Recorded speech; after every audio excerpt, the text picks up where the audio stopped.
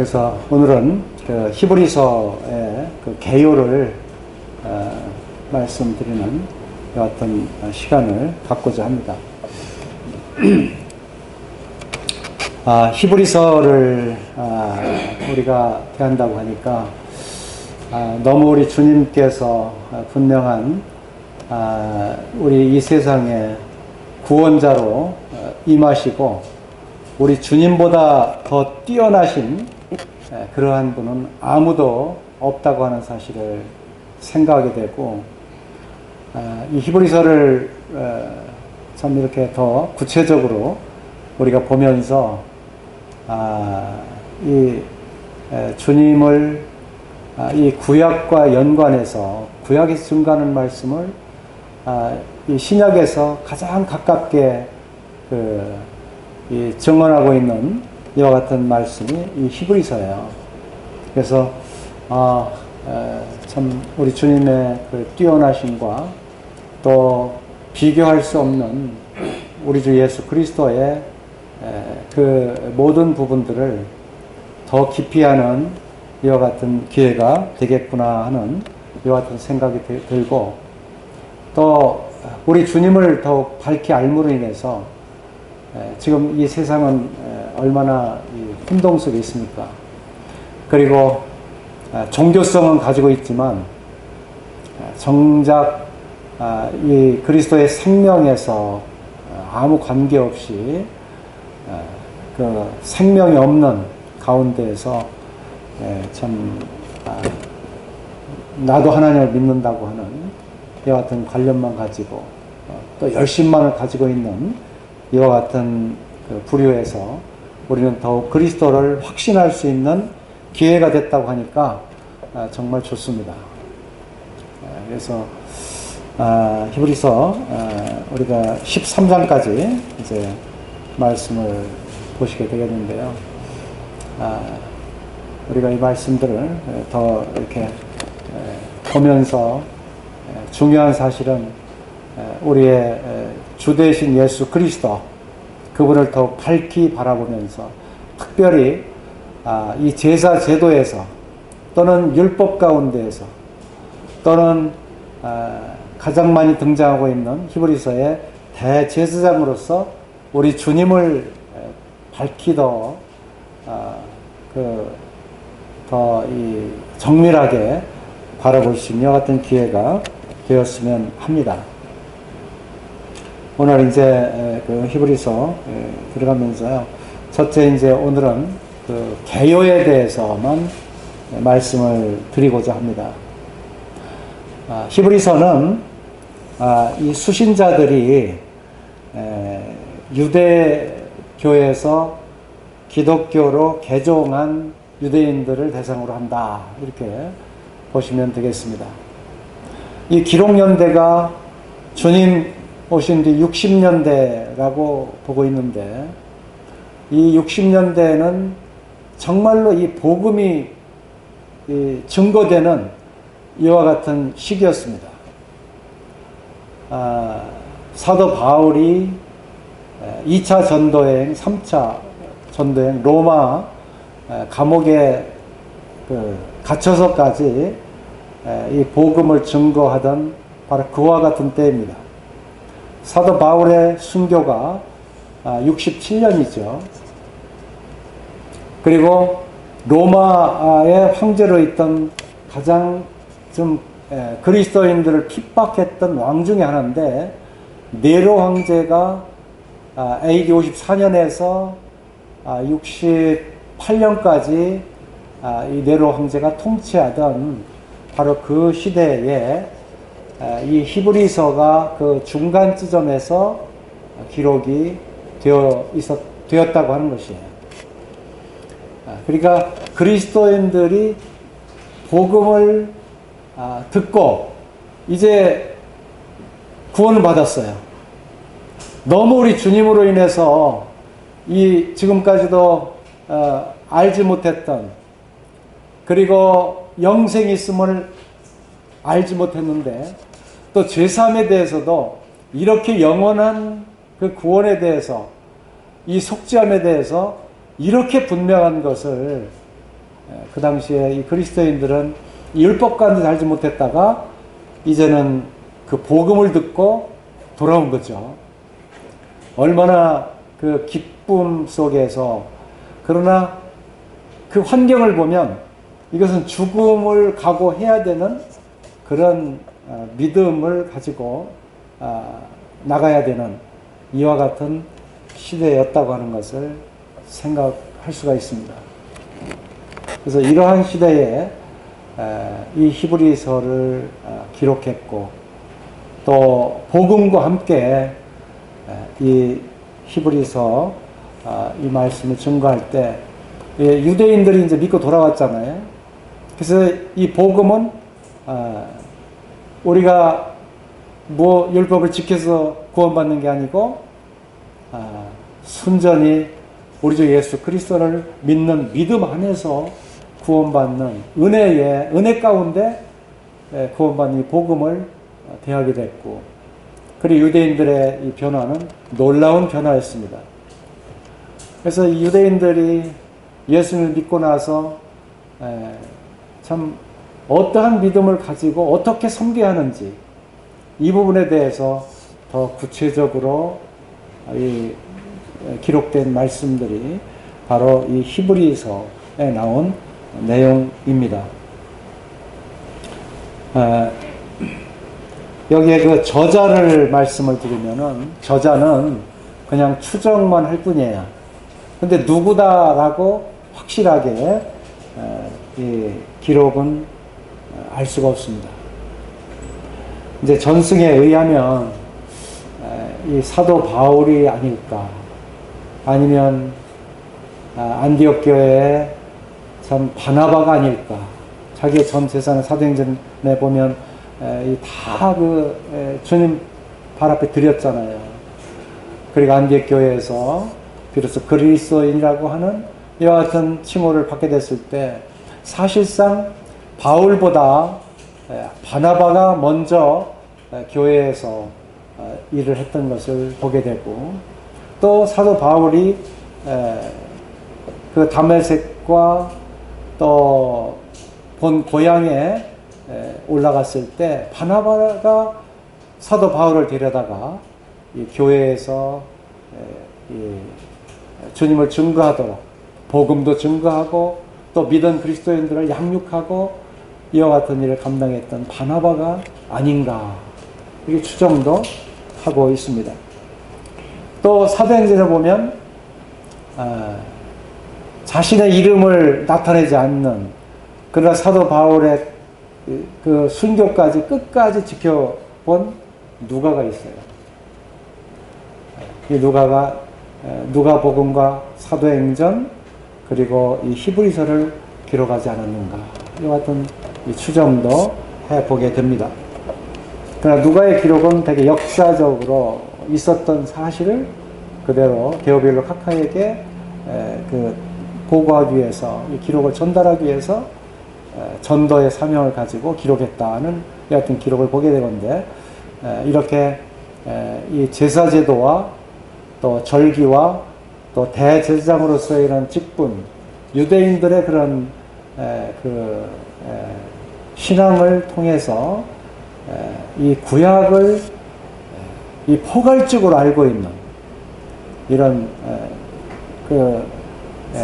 저자라고 한다면 이 히브리서의 저자가 바로 그런 저자가 아닌가, 이렇게 추정을 하면서 이 누가라고 이렇게 볼 때 누가는 조금 거리감이 있다, 이렇게 보여집니다. 그리고 이제 우리가 히브리서의 맨 끝장 13장을 보게 되면은 그 당시에 23절에 보면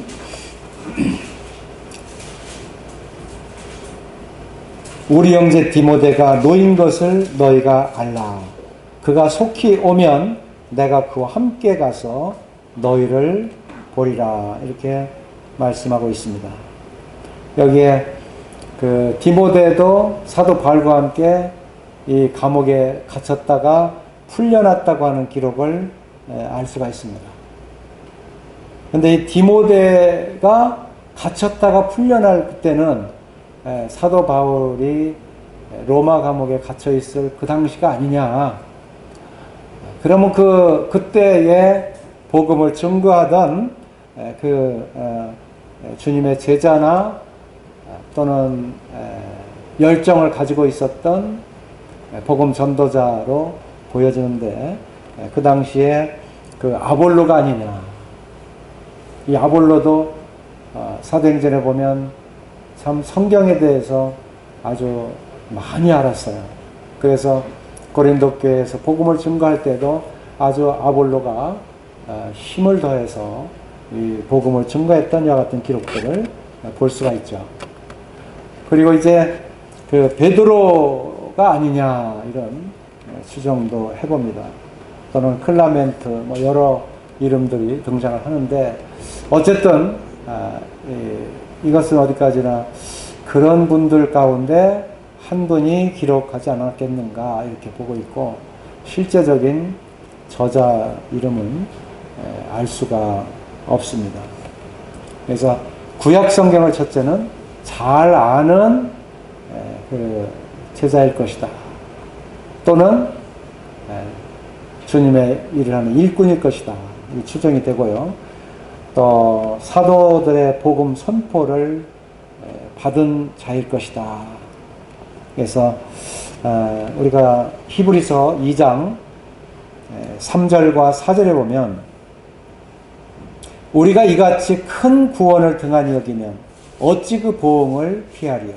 이 구원은 처음에 주로 말씀하신 바요 들은 자들이 우리에게 확증한 바니, 하나님은 표적들과 기사들과 여러 가지 능력과 및 자기의 뜻을 따라 성령이 나누어 주신 것으로서 그들과 함께 증언하셨느니라.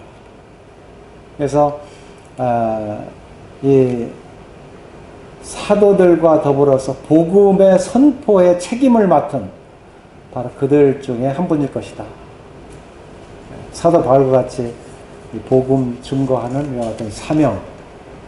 그래서 우리가 2장 3, 4절에 보면 바로 구원에 대해서 우리가 확실히 확신하고 또 확증해라.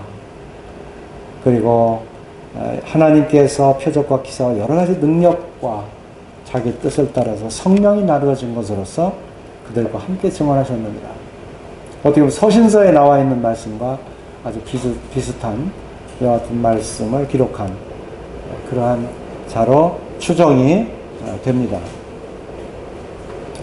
이제 기록 연대는 60년대 그 후반으로 이렇게 보고 있습니다. 중반으로 조금 더 땡겨오면 64년에서 68년, 이 4년 동안의 기간 중에 기록되지 않았는가. 특별히 우리가 히브리 13장 23절에서 디모데의 그 석방 소식이 증거될 그와 같은 무렵, 이때쯤에서 이 히브리서가 기록되었다고 하는 추정을 해봅니다. 히브리서의 기록 목적이라고 한다면, 우리가 이 수신자들에게 이 증거하는 말씀들인데, 수신자는 유대교로서 이 기독교로 개종한 그러한 성도들이라고 말씀을 드렸는데, 여기 특별히 그 히브리인들을 대상으로 이와 같이 기록이 되었다. 이것이 이제 유대인들인데요, 결과적으로. 그래서 많은 주님을 믿고 난 뒤에 박해, 또 여러 환난 이런 것을 받고 있는 상황에서 믿음의 그 연약한 가운데서 이렇게 다시 또 이 확신을 못하고 그 가운데 돌아가려고 하는 이런 자들이 있을 것이 아닌가. 그래서 이 히브리서를 보면 정말로 우리 주님께 대해서 아주 이 믿음의 심지를 더욱더 견고하게 이렇게 확신을 주고 있습니다. 저희들 기억에 참 체험적으로 볼 때 주님을 처음 믿었을 때는 굉장히 확실했고, 또 기뻤고 또 그 복음을 기쁨 가운데 증거를 했습니다. 막 복음을 전했어요. 많이 알지도 못했는데 그때 이 증거한 그 같은 복음들을 보면 짧은 몇 가지의 말씀이지만 확신을 가지고 이 복음을 구도자들에게 증거했던 것을 볼 수가 있습니다. 그런데 그 뒤에 어느 정도 이제 이 시간이 흐르고 이제 복음 증거하는 것도 때로는 이 조금 이렇게 처음에 구원받았을 때보다 좀 소홀해지는 이런 그 경향이 있었습니다. 그래 교회에 참석하는 건 열심히였지만 복음 증거하는 건 또 소홀하고 또 때로는 교회에 참석하는 것도 조금 이렇게 무뎌지는 이런 뭐 우리가 수십 년 동안 신앙생활 하다 보면 그런 때가 있잖아요. 이렇게 될 때 처음에 믿었을 때 이 믿음에 대해서 의심이 드는 이런 경우가 종종 있었습니다. 하나님의 말씀을 대하면 분명한데 또 직장생활을 한다거나 성경을 조금 이 경건의 시간을 갖지 못하고 기도하는 시간을 갖지 못할 때 이럴 때는 조금 연약한 가운데서 이 믿음이 연약해지거든요. 그럼 조금 이렇게 갈팡질팡하는 경우가 있어요. 심지어 어느 성도님들은 구원받았다고 해놓고는 나중에 가서 다시 또 말씀을 듣고 복음 교제한 다음에 난 진짜 이번엔 받았어 이렇게까지 나오는 성도님들 계시잖아요. 근데 유대인들도 당시에 이 히브리인들도 당시에 그런 경험들을 가지고 있었다는 거죠. 이럴 때 이 말씀을 대하게 되면 우리 주님께서 예수 그리스도께서 얼마나 분명하게 우리 가운데 임하신 하나님의 아들이신가, 그리고 얼마나 분명하게 하나님께서 정해주신 그 성전 안에서 내가 3일 만에 다시 이 성전을 세우겠다 라고 하셨을 때 얼마나 분명한 이 성전의 주인이 되시는가. 그래서 이 말씀 하나하나를 들어보면 너무도 이 구약에 기록된 이와 같은 주님을 증거하는 말씀들에 대해서 아주 날카롭게 그리고 분명하게 우리 주님의 더 나으신 뛰어나신 우리 주님을 증거하고 확신하는 이와 같은 계기를 갖게 되는 것이죠. 그래서 이러한 부분을 상당히 그 논리적이고 또 그 빈틈없는 이와 같은 믿음 안에서 이런 사실들을 입증했고 그렇게 기술을 했다고 하는 것이죠. 그래서 믿었다 하더라도 당시에도 정말 이 핍박들이 심할 때는 자기의 목숨이 달려있는데 주님을 분명 확신하면 목숨까지 버리고 순교를 하는데 그렇지 못하면 주님을 부인하고 마는, 또는 심지어는 배교까지 하는 이런 상황에 처하게 될 때 히브리서는 우리들에게 정말 귀한 믿음의 그 근본적인 그 기술서다 하는 것을 우리들에게 제시해 주고 있습니다. 그래서 이 말씀들에 대해서 특별히 그 유대교로 돌아가려고 하는 이와 같은 자들에 대해서 히브리서 13장 22절에 보면 형제들아 내가 너희를 권하노니 권면의 말을 용납하라. 내가 간단히 너희에게 썼느니라. 사실은 이게 권면의 말씀이잖아요.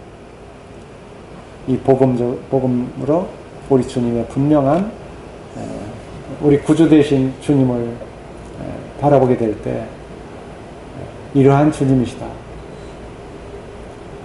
그래서 히브리서 11장 같은 경우에 믿음의 장 아닙니까? 그래서 믿음에 대해서도 이렇게 창조한 이와 같은 모든 내력이 보이지 않은 믿음 가운데서 하나님께서 이와 같이 보이셨고 지으신 것을 나타내셨고, 그리고 이제 그 선진들의 기록을 통해서 믿음 가운데 행한 이런 기록들이 아주 구약을 전체 다 훑어서 마치 그것을 증거하는 모습처럼 짧은 문장이지만 굉장히 아주 정결하면서 분명한 말씀을 증거하고 있는 것을 볼 수가 있습니다. 그리고 이제 이 경고적인 말씀을 많이 기록을 했어요. 우리가 이 3장 7절을 보시게 되면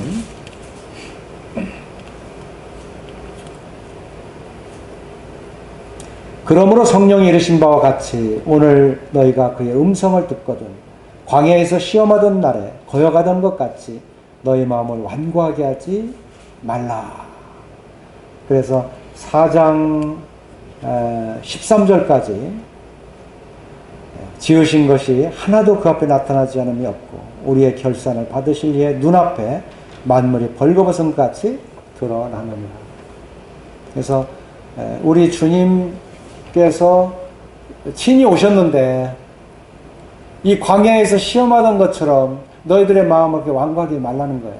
주님 얼마나 대적했고 주님의 말씀을 듣고도 얼마나 거기에 대해서 부인했습니까? 금방 홍해바다 건너서 구원의 찬양을 부르고 나서도 금방 애굽에 먹던 그와 같은 음식들을 찾게 되고 다시 내가 이 고생을 왜 여기까지 나와서 이 고생인가? 다시 애굽으로 돌아가자. 그래서 우리 주님께 대해서 참 이 불평과 불만을 쏟아내고 불신앙을 갖고 이렇게 됐잖아요. 이 3장 7절부터 4장 13절까지 말씀을 들어보면 너희가 오늘날 광야에서 그의 음성을 듣거든 너희 마음을 강팍하게 하지 말라는 거예요. 이게 우리에 대한 경고예요. 히브리서는 이것을 분명하게 우리에게 일깨워줍니다.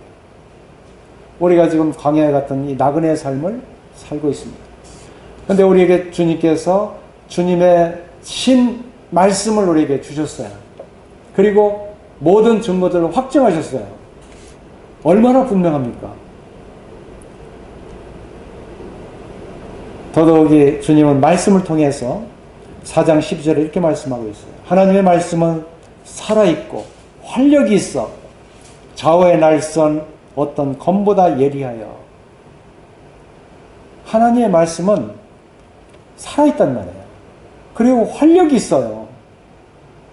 그래서 실제적인 그와 같은 이 살아있고 활력 있는 말씀이 역사하는 것은 영과 혼을 관절과 골수를 찔러 쪼개기까지 하는 어떻게 우리의 그 영혼을 나눌 수가 있습니까? 그것을 잘라서 쪼갤 수 있는 분은 하나님이에요. 그리고 그 말씀이에요.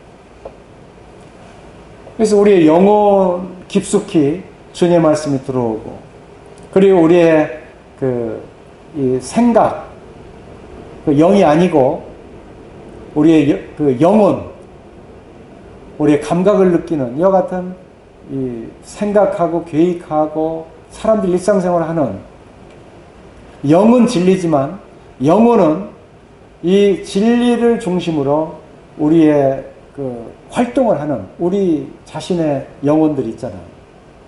육체가 아니고 우리의 영혼. 모든 영역에 영혼이 지배합니다. 그런데 이 영과 혼을 이 가를 수 있는 이것은 하나님의 말씀이에요. 그래서 하나님의 말씀이 우리 속에 살아있으면 영이 살아나요. 우리 영혼이 소생해요. 그리고 그 생명수를 마시고 기운을 차려요. 그리고 하나님의 계시를 깨닫게 돼요. 그리고 하나님의 말씀을 통해서 우리가 우리의 영혼과 우리의 육체를 굴복시킴으로 인해서 이 영의 활동, 성령의 역사, 우리의 영 안에 하나님의 거룩한 영이 더 씌워져서 우리 성령이라고 하는 거거든요. 그 영의 활동을 우리가 계속 해나갈 수 있는 거죠. 그래서 지금 우리가 이 히브리서 4장 12절, 13절은 아주 굉장히 우리가 많이 읽히는 말씀이고 일깨워주는 말씀이에요. 하나님의 말씀은 살았고 운동력이 있어 우리의 영과魂과 관절과 골수를 찔러 쪼개기까지 했다. 그렇게 예리한 하나님의 말씀이시고 또 우리를 그렇게 다루시고 우리를 또 그렇게 다루시는 가운데 정결하고 거룩하게 빛 가운데 인도하시는 살아있는 하나님의 말씀이라고 하는 것을 증거하고 있는 것입니다. 그리고 또 마음의 생각과 뜻을 판단한다. 우리의 생각, 마음의 뜻 이런 것까지도 하나님의 말씀으로 우리를 다 이렇게 보살피시고 지키시고 깨닫게 하시고 그래서 주의 말씀은 내 발의 등이요 내 길의 빛이니라. 주님께서 등이 되시고 빛이 되 비출 때 우리가 그 주님의 말씀은 바로 영이요 생명이라고 말씀하셨잖아요. 우리의 영을 쫓아가는 길, 생명의 길로 우리를 인도하고 계신 것이죠. 또 5장 11절 이후의 말씀을 보시게 되면 멜기세덱에 관하여는 우리가 할 말이 많으나 너희가 듣는 것이 둔함으로 설명하기 어려우니라 이렇게 말씀하고 있습니다. 이 말씀이 6장 20절까지 보게 되면 우리 주님에 대한 증거를 계속 하고 있습니다. 6장 20절에 그리로 앞서가신 예수께서 멜기세덱의 반차를 따라 영원히 대제사장이 되어 우리를 위하여 들어가셨느니라. 사실 이 기록을 히브리서 기록한 이 기자는 정말 이 멜기세덱에 대해서 굉장히 기록을 하고 싶어해요.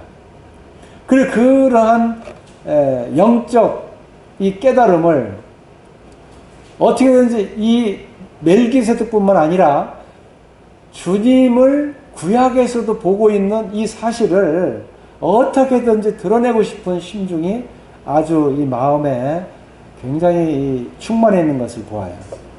그 말씀을 딱 이렇게 그 히브리인들에게 전하고자 하려니까 너희가 듣는 것이 둔함으로 설명하기가 참 어렵다.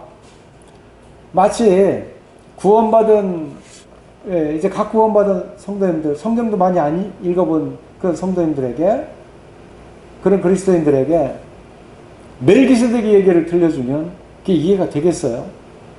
물론 그것을 깨달으려고 노력은 하겠죠.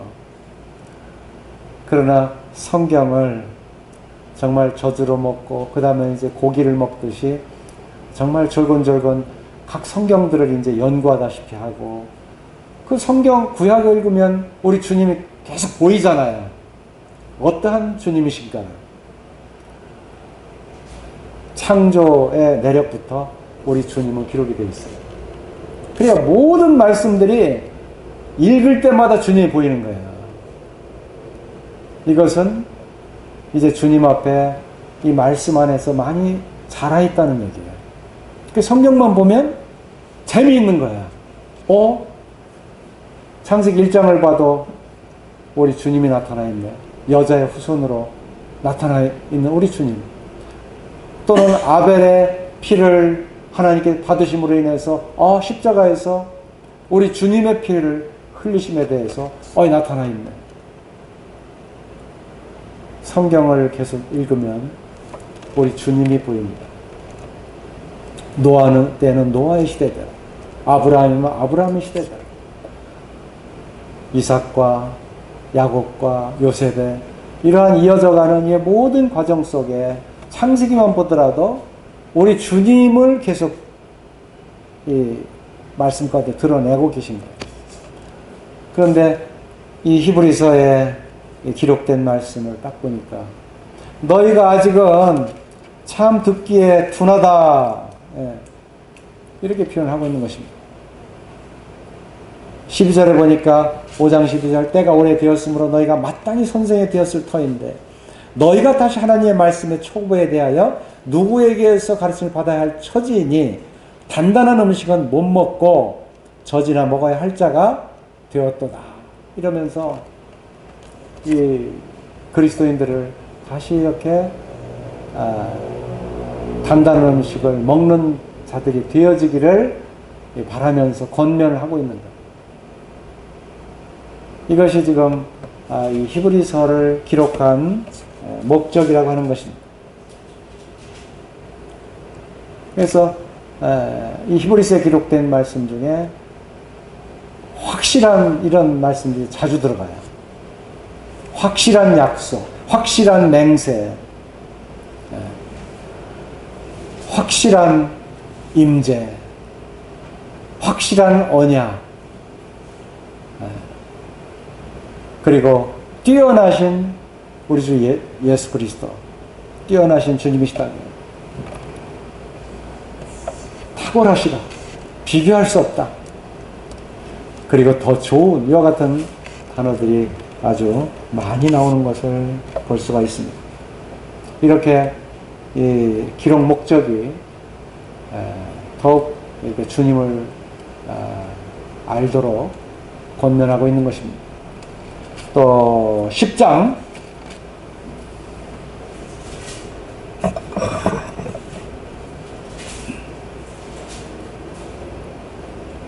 19절에 보면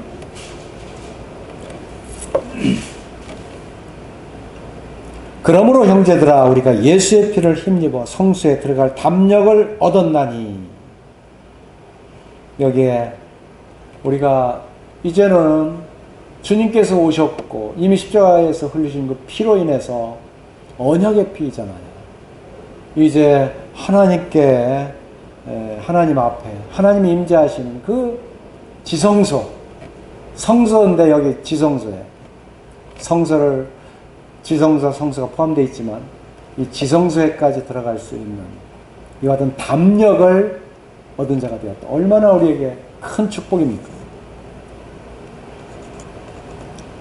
여기에 보증은 대제사장입니다. 21절에 또 하나님의 집 다스리는 큰 제사장이 계심에 우리가 마음의 뿌림을 받아 악한 양심으로부터 벗어나고 몸은 맑은 물로 씻음을 받았으니 참 마음과 온전한 믿음으로 하나님께 나아가자. 그리고 격려하기를 25절에는 24절부터 보면 서로 돌아보아 사랑과 선행을 격려하며 모이기를 패한 어떤 사람들의 습관과 같이 하지 말고 오직 권하여 그날이 가까움을 볼수록 더욱 그리하자. 아마 모이는 것, 등한해야 하는 것, 이거 경계해야 된다고요. 자꾸 더 그날이 가까울수록 우리는 더 모이기를 힘써라. 사도행전 2장 42절부터 나오는 말씀이거나 4장부터 늘 매일 교회에 나와서 기도하고 항상 찬미하고 거기에 사도들의 가르침을 받고 그리고 떡을 떼고 이와 같은 것이 항상 교회에서 일어나는 것을 보게 될 때 그와 같은 일을 등한히 여기지 말아라. 그날이 올수록 더욱 그렇게 해야 된다는 것을 권면해 주고 있는 것입니다. 이제 히브리서 12장 25절 볼 것 같으면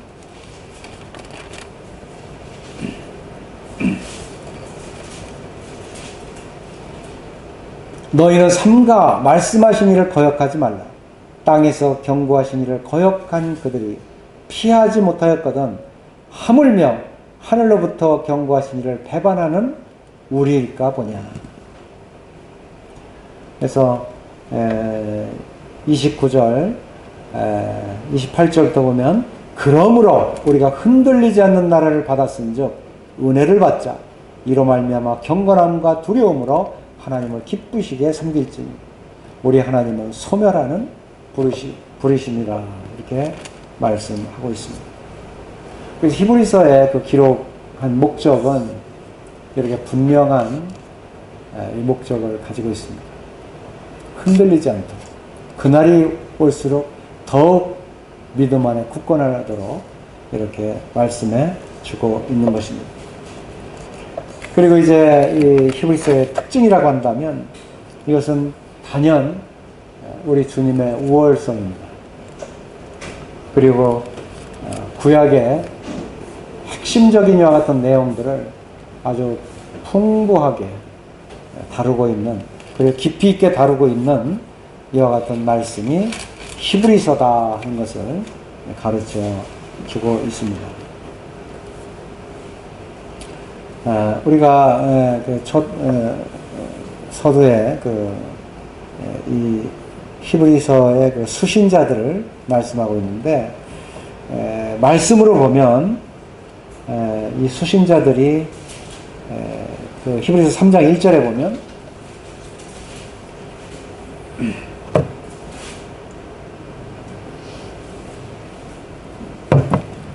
그러므로 함께 하늘에 부르심을 받은 거룩한 형제들아. 여기에 하늘에 부르심을 받은 거룩한 형제들아. 이게 수신자, 이 대상들이에요. 우리 이 말씀 들을 때 참 우리 주님께 대해서 얼마나 큰 감사가 됩니까? 우리가 하늘로부터 부르심을 받았잖아요. 그리고 우리를 거룩한 자로 하나님께서 불러주셨습니다. 바로 그러한 형제 자매들이라고 하는 것이, 이것이 마치 지금 편지를 받는 것 같아요. 우리가 이렇게 아주 실제적이고 확실한 이 대상자들을 상대로 해서 이렇게 말씀을 기록했다고 하는 것입니다. 3장 14절에 볼 것 같으면 우리가 시작할 때 확신하는 것을 끝까지 견고히 잡고 있으면 그리스도와 함께 참여한 자가 되리라. 여기 그리스도와 함께 참여한 자가 되리라. 이 참여자. 우리가 여기에 계속 이 말씀을 듣고 믿음 안에 견고한 이와 같은 생활을 하게 될 때 우리는 그와 같은 동일한 참여자가 된다고 하는 것입니다. 이 틈틈이 6장 9절 여기에도 보면 사랑하는 자들아 이렇게 말씀하고 있는 것을 봅니다. 또 18절에도 6장 18절에도 이는 하나님이 거짓말하실 수 없는 이 두 가지 변하지 못할 사실로 말미암아 앞에 있는 소망을 얻으려고 피난처를 찾은 우리에게 큰 안위를 받게 하려 하심이라. 여기에 소망을 얻으려고 피난처를 찾은 우리라고 말씀하고 있습니다. 우리가 지금 이 세상을 살면서 믿음은 보이지 않잖아요.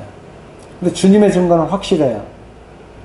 근데 우리가 살아가다 보면 보이지 않는 그 믿음을 견고하게 잡지 못해요. 이럴 때 이 소망을 향해서 나가는 자들에게 아주 이 견고한 믿음을 주고 또 이 피난처를 찾는 우리들에게 참 이렇게 안위를 받게 하려 하심이라. 큰 이 안위라고 했어요. 그러니까 이 히브리서를 읽게 되면 바로 이러한 주님으로 인해서 큰 그 믿음의 확신과 우리의 생활이 어떠한 형편에 처했든지 주님께로부터 큰 안위를, 이 안자는 평안한 자예요. 그리고 우리를 위로할 때 쓰는 위자예요. 우리를 평안히 우리를 위로하는 하늘로부터 주신 이와 같은 참 이 위로를 우리가 받게 되는 것이죠.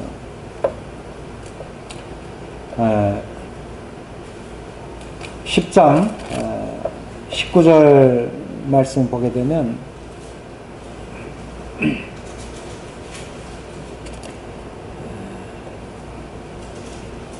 그러므로 형제들 우리가 예수의 피를 힘입어 성소에 들어갈 담력을 얻었나니 이 길은 우리를 위하여 휘장 가운데로 열어놓으신 새로운 산길이요 휘장은 것 그의 육체이라. 우리가 지금 이런 것은 그 휘장 가운데로 열어놓으신 산길로 우리가 우리 아버지 하나님의 임재를 우리가 함께 늘 맛보기 위해서 들어갑니다. 이건 놀라운 것이에요. 대생 1년 한 번밖에 들어갈 수 없는 바로 그것입니다. 근데 바로 이러한 곳에 들어갈 담력을 얻게 되는데 거기에 동참할 그 대상들이 형제들이라고 합니다.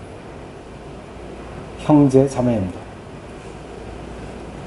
이렇게 이 수신자가 분명하게 기록이 되어 있습니다. 한 말씀 더 읽어보면 12장 1절에 그러므로 우리에게 구름같이 둘러싼 허다한 증인들이 있으니 모든 무거운 것과 얽매기 쉬운 죄를 벗어버리고 인내로서 우리 앞에 당한 경주를 경주하며. 여기 우리들에게 인내로서 우리 앞에 당한 경주, 인내를 가지고 경주를 해야 된다. 그 예를 우리 주님의 본을 여기에 기록을 하고 있습니다. 그리고 구름 같은 증인들을 말씀해 주면서 우리로 하여금 인내로서 경주해라. 이걸 히브리서에서 말씀하고 있는 요점 중에 하나라고 하는 것입니다.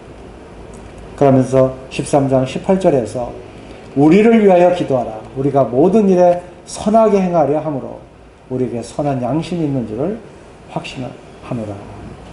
그래서 우리를 위해 기도해라. 히브리서에 모든 이 수신자들을 대해서 또한 기도 요청을 하고 있는 것을 보게 돼요. 그리고 이제 우리가 히브리서를 이제 알아야 되는 이유, 이것을 기술하고 있는데요. 히브리서를 읽으면 주님의 인격이 보입니다. 주님께서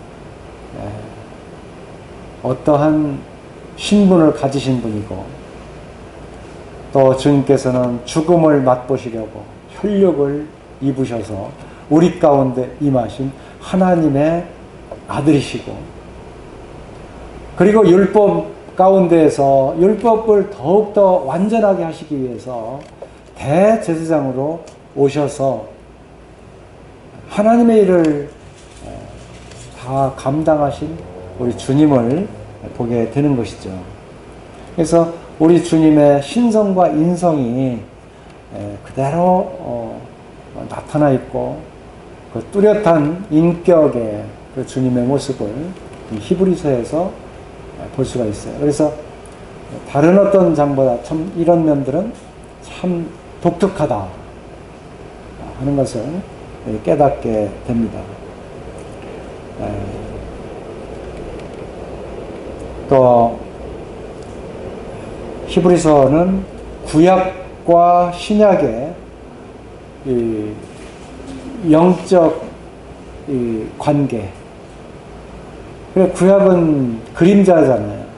근데 이것이 어떻게 실체로 지금 나타나셨는가? 이것을 명확히 볼 수가 있어요.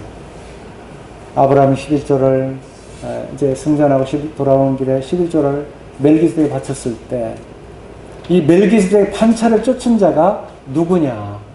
라고 했을 때, 우리 히브리서 7장을 보면서, 그는 어디에서 오셨는지, 어디로 가시는지, 어미도 없고, 정말 우리 주님의 그 오심에 대해서, 그 멜기세덱의 그 구약의 그림자가 실체이신 그 반차를 쫓아서 오신 우리 주님이시라는 것을 우리가 더욱 이렇게 선명하게 알게 됩니다. 이렇게 구약과 신약을 아주 명확하게, 그러면서도 육적인 그림자로 드러내는 부분이 영적인 모습으로 그대로 드러나도록, 첫 번째 제사 폐하시고 둘째 것을 세우리 하심으로 두루마리째 기록한 것을 내가 행하려고 내가 왔나이다. 그러면서 주님께서 친히 행하신 이 일들을 말씀을 하셨습니다. 그리고 이제 우리가 믿음의 삶을 살아가잖아요. 그래서 이러한 삶에 있어서 어떻게 우리가 순종하고 따라가야 하는가, 이것을 아주 이론만 말씀한 게 아니라 실제적인 믿음의 선전들을 통해서 또는 우리 주님의 본을 통해서 또 현재 연약한 그 히브리인들을 통해서 실제적인 그 같은 말씀들을 보여주고 있습니다. 실제적으로 우리가 이 현대 시대에 과거와는 정말 너무도 달라진 이와 같은 환경입니다. 모든 하나님의 지으신 것은 변함이 없는데 사람이 지은 것들은 왜 그렇게 변화가 많은지. 근데 그 사람이 만든 것마다 거의 영적 생활함에 있어서는 물론 편리한 것도 있습니다만은 대부분 영적 이 부분에서 많이 흐리게 하고 병들게 하는 이와 같은 요소들이 상당히 많습니다. 뭐 TV가 됐든지 또는 스마트폰 또는 이 모든 디지털 기계들이 많이 있죠. 통신 이와 같은 모든 인터넷 세계, 이런 것들이 육신적인 상태에서 서로 이것이 융합이 되고 또 그렇게 혼란 속에서 그런 것을 쫓아서 나가게 함으로 인해서 우리 주님께 대해서 영적인 부분을 등한히 하게 되는 이와 같은 그 부분들이 많죠. 그래서 이 히브리서는 우리에게 꼭 이 말씀들을 알고 또 우리 삶에 있어서 적용하는 이와 같은 부분까지 말씀해 주고 있습니다. 그리고 우리는 이제 순례자다 하는 것을 가르쳐 줬죠. 아브라함이 아직 본향에 이르지 못했다. 그래서 우리는 나그네로 지내면서 정말 두렵고 떨림으로 구원을 이루어야 되는 바로 이와 같은 순례자의 길에 있다고 하는 것을 히브리서에서 가르쳐주기 때문에 우리는 이 히브리서를 더욱 읽고 우리의 그 현재 위치를 우리가 파악하고 조심해야 되는 이와 같은 일들을 말씀해 주고 있습니다. 또한 주님께서 어제나 오늘이나 동일하신 주님이시다. 뭐 구약 때라고 해서 주님이 특별히 나타나셨고 지금은 뭐 연약하게 그와 같은 모습으로 우리 가운데 계신가? 이게 아니죠. 구약에서나 신약에서나 어제나 오늘이나 영원토록 우리 주 예수 그리스도는 동일하시다. 그래서 믿음을 통해서 바라볼 때 주님의 변함없으신 부분임을 우리가 히브리서를 통해서 더 깨닫게 되는 것입니다. 그리고 그 많은 유혹들이 있는데요. 그 유혹들 속에서 우리가 넘어가지 않도록 우리를 경고해주는 이와 같은 말씀을 보게 됩니다. 그래서 이 교회 안에서 특별히 히브리서를 보면 교회에 우리가 주님께서 오시기에 가까우니 때 교회에서 모이기를 더 힘써라. 이 교회 부분에 대해서도 이 히브리서에서는 권면해 주고 있습니다. 그리고 손대접하기를 게을리하지 말아라. 형제들아 서로 사랑해라. 이 부분을 히브리서 13장에서 말씀해 주고 있고 이렇게 늘 찬미의 제사를 하나님께 드리자. 늘 찬송하면서 우리가 봉사하면서 이 믿음의 생활을 하도록 이렇게 말씀해 주고 있죠. 그래서 우리가 히브리서를 알아야 되는 이유를 지금 여러 부분을 통해서 이렇게 말씀을 나누었습니다. 오늘 히브리서 개요 중에서 그 연대와 또 저자와 그 기록 목적과 또 수신자들 그리고 히브리서를 꼭 알아야 될 목적과 이유를 말씀을 나눴습니다.